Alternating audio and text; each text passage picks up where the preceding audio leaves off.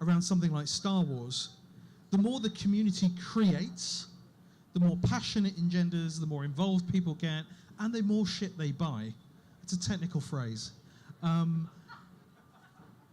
But for the first few years, they started suing people that were making things and posting things on Pinterest or on Etsy. So it's a kind of thing that IP owners and brands and retailers all go through. And this whole idea of customization is not about losing control. It's about engendering trust. It's about building loyalty. And it's about making money. It's about empowering your followers and fans and consumers. Exactly. So speaking in the brands like StockX, you know, these resale platforms, the sneaker companies make no money.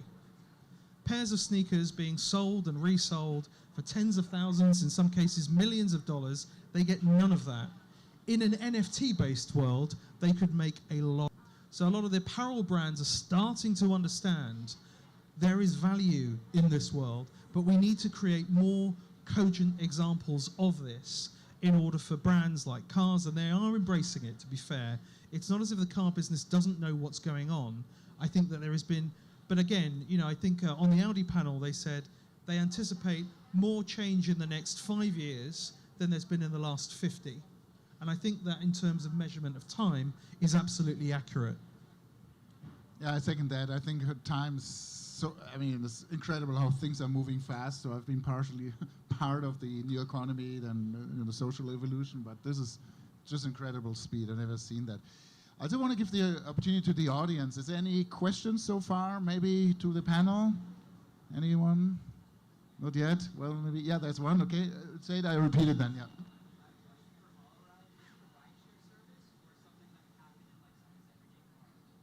All right. Did you? So I'm repeating the question is for to Holoride, whether there's a rideshare services or something similar. So we start launching in private passenger cars. So you can imagine for teenagers, kids on backseat solution, but you can grow into others and other use cases, and of course into other means of transportation. And ride sharing is an interesting one, no doubt. All right. Okay. Cool. So. Okay, one more question, yeah? So were you saying that you're going to introduce another token to the game with the race? I didn't understand that exact part. So you mean Upland or in general? You said the race token, I didn't know if that was going to apply to... Oh, I think, was it, you mean Holo? I'm sorry, ride token? So yeah, we have introduced our ride token in the last quarter of last year. So we did a private sale, public sale in October, November, and listing in December. And it's a utility token, so initially it gives a governance functionality to the community, because what I learned when I started looking into the space in 2020 was it's not so much about the tech, it's most about the community. So we have built up a very strong relationship with the community over the course of time until we've launched the token. So now they can make some influence on our future decisions when they're ride token holders. The ride token will function as an inexperienced currency so that you can buy and trade items with it. If you pay with ride, for example, you might have preferred access to items. So it's really focused on building a stronger community and value creation and capturing.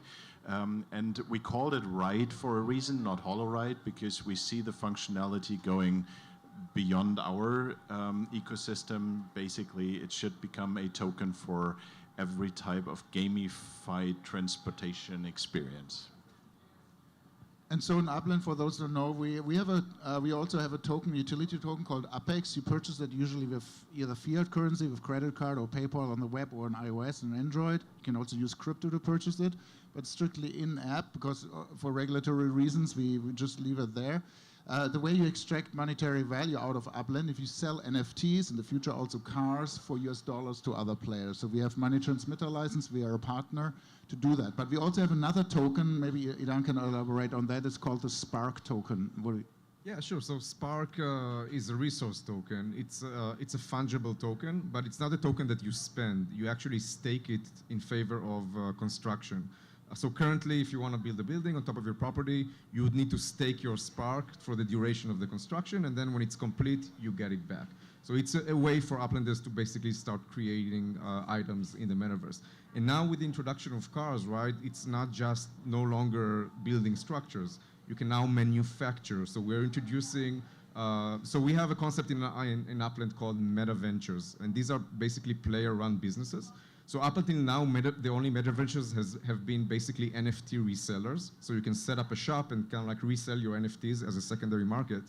But now, with introduction of cars and also items like outdoor decor items and structure ornaments, you'll be able to actually manufacture 3D items and manifest them on top of the map. And to do so, you need the Spark resource. So Spark is starting to get real, basically, demand for it, and we're kind of like slowly injecting it into the economy.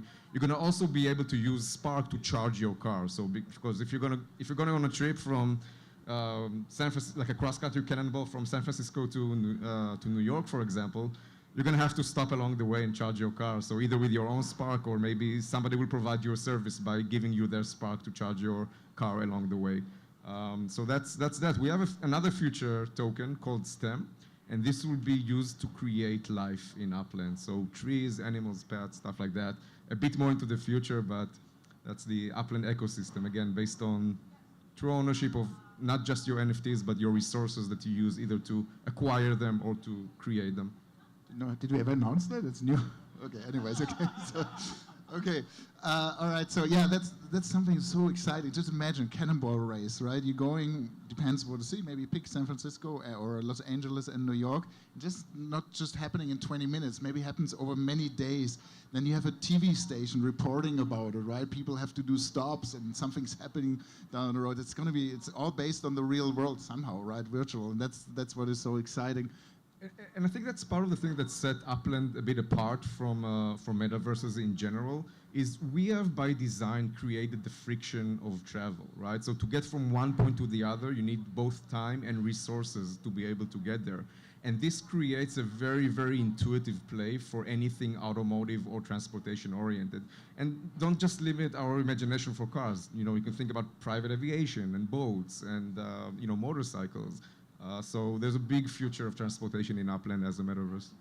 And in case you have to travel in the real world, you could still do it, but then on a holoride. Because if you're driving from San Francisco to LA and your kids are in the back, hey, why not let them kind of like Pokemon style grab some NFTs along the way in Upland? Or just do the cannonball ride and pay a passenger ticket with ride, and then. Well, the use case would exactly be that, right? So you have to go from San Francisco to Los Angeles, or wherever, right? And then in the meantime, you have to do something in the physical world, be on holoride, maybe to complete a mission in holoride, and then in order to complete. So that's where it becomes so interesting that we're mixing those things, the blurring, the physical. It's called phygital, physical and digital world. No, right? please, both, no. Okay.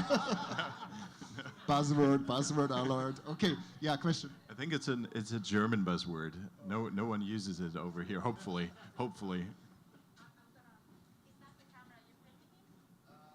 I'm not a cameraman. Oh, hello. Let's all do together. So, hi, colleagues at home. Timmy.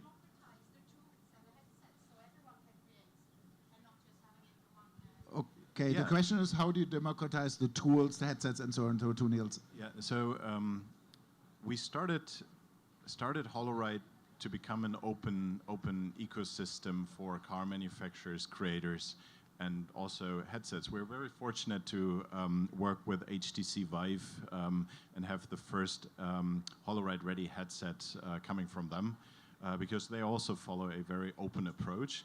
And in terms of content creation, we have an Elastic SDK because the content we're enabling for it, we call Elastic content. So you can download our Elastic SDK. It's a plugin to the Unity game engine and can start building. So as a creator, you're maybe familiar with the Unity engine. It's still being used by like 50% of all indie developers out there. We love indies because they push the boundaries of what's possible. And you can download it and start creating. Initially, we do start publishing as holoride because we need to make sure that it complies to all the standards that are necessary in the automotive space. But we work very closely with creators. So if you have some ideas and you want to come up with a holoride, let us know and we'll figure it out. But you can already download our SDK and play around with it. And sooner or later, we'll open it up to more creators and not just indie studios. So everyone who wants to create with our tech should create with our tech. For anyone who hasn't had a holoride, check out the house at East Austin and book one. It's fantastic. It Yeah, really we're is. at Lustre Pearl. It's an Audi location. They've rented out, and because they're supporting us, we're still a startup, but they provided nice electric cars to go on a holoride. If you're interested, holoride.com/South by Southwest, just SXSW, and you can book your ride. Hopefully there are still some available, because when I announced it on Saturday, my colleague was like, "Oh, shh." It was like all the slots were filled, but we have a few no-shows. Make sure that you try it out. All right. More questions? Yeah, there's another one. So you talked about you intentionally added friction of travel within Upland, and I'm wondering if first, what was the kind of thinking behind that, and second, if you found that users are frustrated by that. Okay, so the question is about the on-purpose friction in Upland. Maybe Dan, you want to take that? So first of all, I think we have some Uplanders in the crowd, so you can definitely, ask them whether or not it's frustrating or not. So the primary reason for us, so there were several thinkings. One, we want to somehow mimic the real world, albeit a bit sped up, right? So the magic number, like Dirk said, was like 1 to 5. So if you expect an airplane ride from San Francisco to New York, it will take you about a fifth of the time in Upland to get there. But that friction is exactly what we were going for, transportation with utility. And that leads me kind of like to the second reasoning, which is we wanted to strengthen the notions of what we call virtual localities in Upland. Because imagine, for example, Upland basically on its very base layer, it's a real estate platform, right? You can own land, you can cultivate it, you can build on top of it, you can build businesses and communities around it. But what is the kind of like the purpose of a local community if you can just magically teleport suddenly to New York and then interact with that? Like, you want to strengthen those localities to create special, communities around those, and then also give the participants the ability to create value. Because if I invest in my neighborhood, if I put lots of outdoor decor items and put parks and gardens and create meta ventures around them that gives both like a mix of cafes where people can socialize and the Walmarts of the world where streets would have lots of secondary resellers and car showrooms. If I go as a community member to invest in all of that, what is the purpose if somebody can magically teleport and then jump in on the community? So you want that friction to basically empower the notions of virtual localities. And in the future, we've already seen that. We have players from all over the world, but they basically identify themselves as Uplanders. So I live in San Francisco, even though maybe they're from Vietnam or maybe they're from Brazil, right? Or maybe they are actually in San Francisco. So that's the concept of virtual localities, which is very important for us. And then when everything cognitively makes sense, that's where things like transportation and cars are so intuitive and so easy to understand, right? Why would you want to spend resources moving from one place to another, right? Or why would you even want to travel in the first place? And I think it's a very good distinguisher. And I know, by the way, for a fact, we're very close with the guys from Linden Labs, the original creators of Second Life, which is the mother of all metaverses and digital economies. And they actually told us, because again, in Second Life, you can magically teleport from one place to another. And I think it's something they also went through the exercise, and I'm not sure that they are, complete with the decision and everybody else's. So it's, I think it's a very unique point of view. And I don't know if any of the Uplanders want to weigh in and kind of like tell from their experience whether or not it's frustrating or whether it makes sense. So what you're saying is confirmed, basically makes sense to location, them. location, location. It still applies in the real world. We bring the traffic, Exactly. by the way. I mean, when you are in the business of empowering communities through land ownership, right? You have to cast the context to that, right? And you don't want to, like, if somebody, again, 100 people come together to develop a neighborhood they have the infrastructure to maintain that value and not have it like magically disappear because you don't have transportation friction. But again, it's like that proof of work, proof of stake element. Without that hard work, without having done it, is that in order to have meaning, and I think that there are lots of these experiences that are just cool shit, but they're quite transient. And really the question is how do you make them meaningful? How do you build a community? And you can't do that with instant teleportation, right? Spot on, yeah. I mean, it's true, right?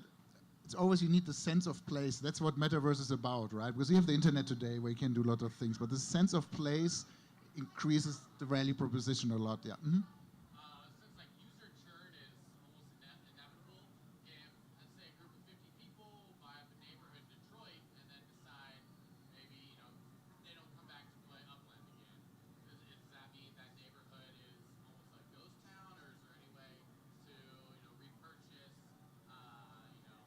properties that haven't been touched in a long time? Yeah, so we at Upland specifically, we developed a freemium model because when you have blockchain, right, you usually transfer the ownership and you cannot take it away from people. However, we developed something what is called visitor status, and Ilan can probably elaborate on that. Yeah, so I mean, the churn in the short term, right?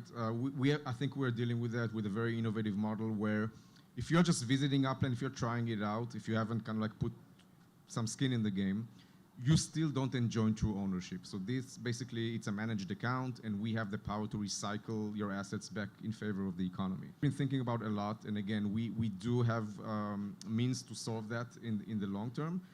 It goes to the realm of basically how do you interfere with true ownership, right? If you're a true owner of an asset and you decide you don't want to come back, who am I to take away that asset for you? And by the way, that's not something that's like physically even possible because we created the value proposition of true ownership, so we can't take your assets without your explicit permission. But again, having said that, I think with user consent, so now you can imagine things about, okay, what happened if I, God forbid, pass away and I own a lot of assets in Upland? How can I transfer that ownership? So we do have kind of like plans to ways for you to name beneficiaries. And then with your consent, you can sign contracts that say, you know what, if I didn't have activity in the game for 1, 2 years or whatever it is you deem, then automatically by code, those assets gets transferred to your beneficiaries. So these are some of the ways we're thinking about these problems with true ownership.